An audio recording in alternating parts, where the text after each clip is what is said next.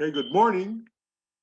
We have begun a unit on poetry, and in our last lesson, we had the opportunity to approach poetry from the angle of imagery, how imagery works in poetry. Today, we're going to see how figures of speech have an impact in poetry also. So let's begin this lesson titled Figures of Speech. And after watching this presentation, you should be able to learn the meaning and use of the term figures of speech or figurative language because they mean the same thing. Learn 4 common figures of speech. There are around 250, but out of 250, we're going to be exploring only 4 today. And you're going to be able to also identify these figures of speech in sentences. Now, when we talk about figures of speech or figurative language, we're referring to a tool that a writer is going to use to help the reader visualize or see what is happening in a story or a poem. And of course, we're going to be reading poems. When you describe something by comparing it with something else, you're using a type of figurative language. Figurative language can be used for other things other than comparing. Both those that are commonly used by you guys and by people every day are to compare. Any language that goes beyond the literal meaning of words in order to furnish a new effect is figurative. So figurative language is the opposite of literal language. Literal language is when you say something and the words that you use mean exactly what you said, what those words mean. Figurative language is different. Figurative language, we don't always use the literal meaning of a word as the meaning that we're giving it when we utter it.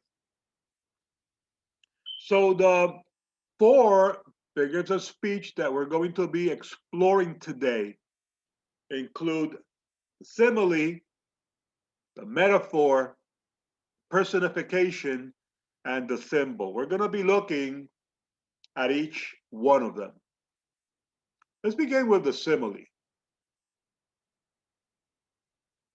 A simile is a type of figurative language that involves direct comparison between 2 unlikely things. So you're comparing 2 things that are not really related, and the comparison is very direct.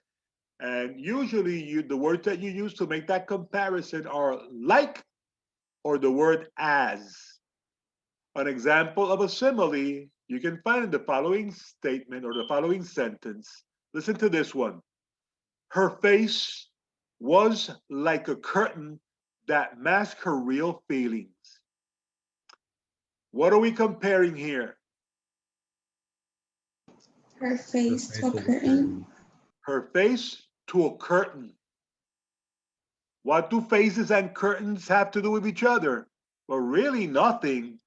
But here, the meaning is obvious because curtains are used to like hide things, right? Because you cannot see what is behind a curtain. So it's basically saying here that she is, her face is not really revealing her real feelings. She might be having a smile, but inside she is not happy. She probably has another feeling that is completely different. Notice that we use the word, what word did we use here to make the comparison? Like. Like. Another word we could have used was as, right? And when you see like or as, that's already a cue for you guys. That's already telling you, hey, I'm a simile. If you don't see those 2 words, then by default, you do not have a simile. Okay? Any question regarding similes? No. Okay, so remember that it's a direct comparison. You're comparing two unlikely things, and the words that you use are like or as for it to be a simile. Another figure of speech that you have are metaphors, and students have a tendency to confuse metaphors with simile, but there's no reason for that because the difference between them is very easy to understand. They are both doing the same thing. Metaphors are also a figure of speech, and they also involve a comparison between two things that are relatively unlike. The difference here is that while the simile is a direct comparison, a metaphor is implied. It is not direct. The comparison in a metaphor is not announced by the words like or as, but actually it uses a form of the word be. What are the forms of the word be? Well, be, am, is, are, was, were, being, and been. So if you see any of those forms of the word be, it's a metaphor. Okay, that's your cue. Let's look at an example here. The sentence reads, the weeds surrounding the pond were lashes that reflected on the pond's surface. And what is the form of be that you see here in this sentence? Or. Were, correct, were. So what this sentence is doing, it's stating that weeds are lashes. Are weeds lashes? Well, no, but they look like lashes, right? If you use your imagination. And in this image that you see here, you don't have to use your imagination very much. Questions about metaphor? No.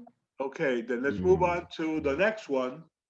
Our next figure of speech is personification. And as you can see here in this image, we are using personification.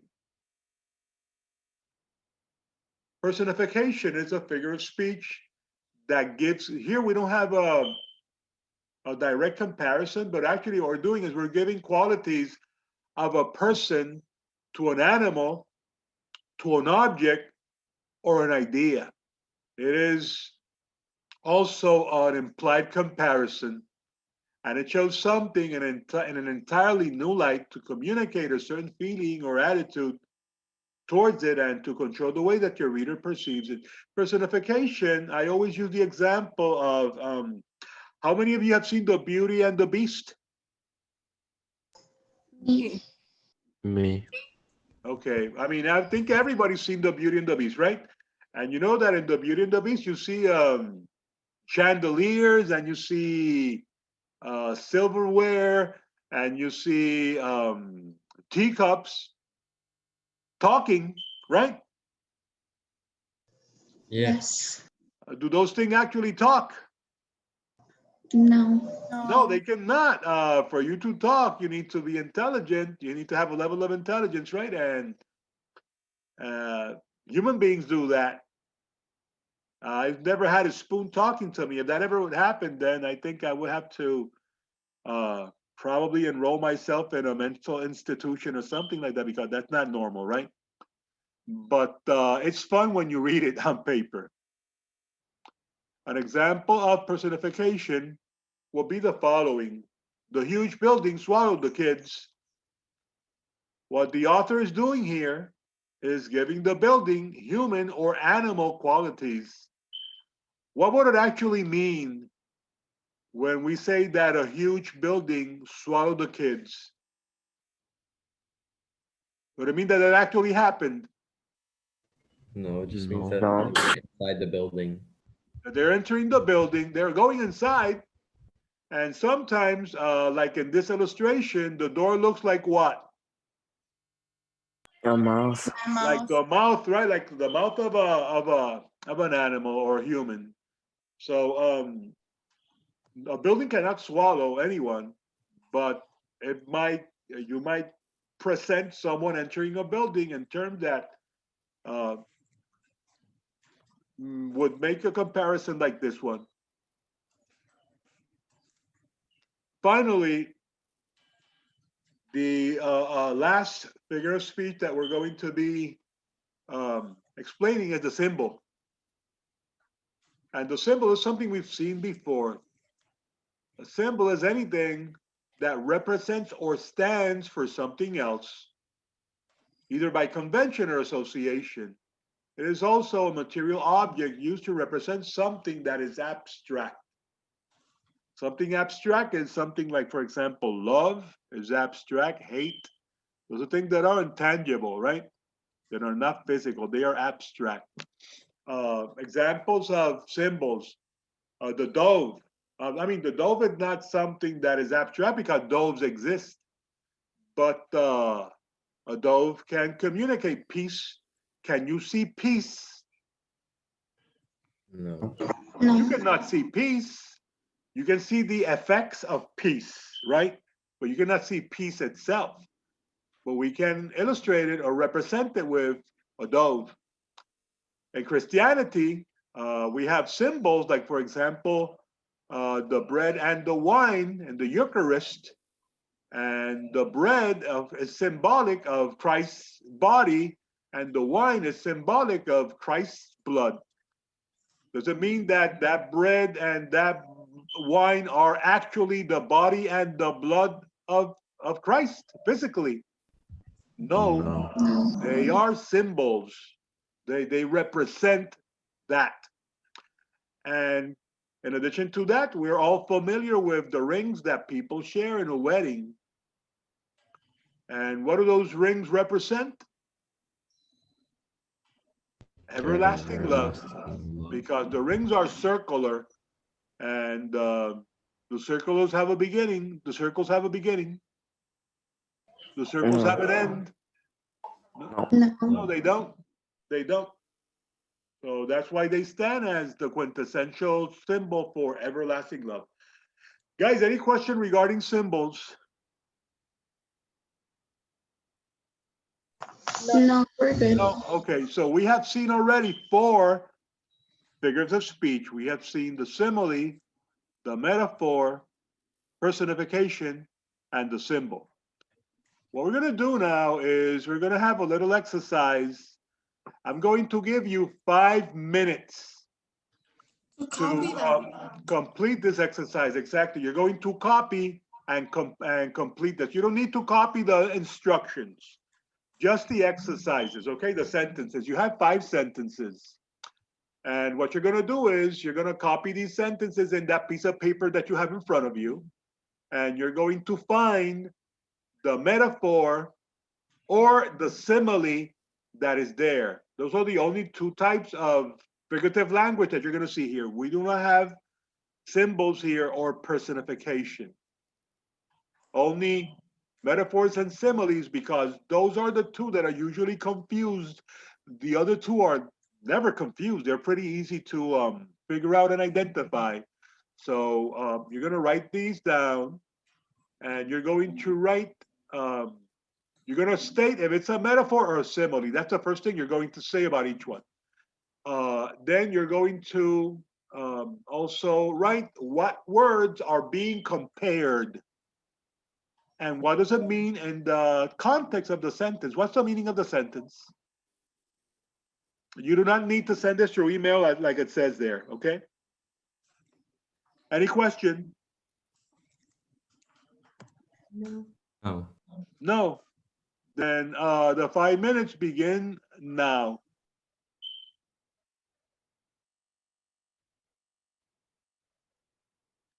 Okay, guys, you have 1 minute left. Okay, guys, time is up. And I would like to hear one of you. You can volunteer. If I don't see you volunteering, then I'll call you by name. But I would like for someone to read the first sentence and tell us whether it's a metaphor or a simile, and to tell us what the words are that are being compared and what's the meaning of the sentence. So you have to do 3 things with each sentence. So who would like to begin? Me? Miss Amaya, go ahead, go for it. The baby was like an octopus grabbing at all the cans on the grocery store shelves.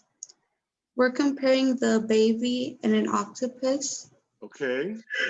and the word we used, like it was like.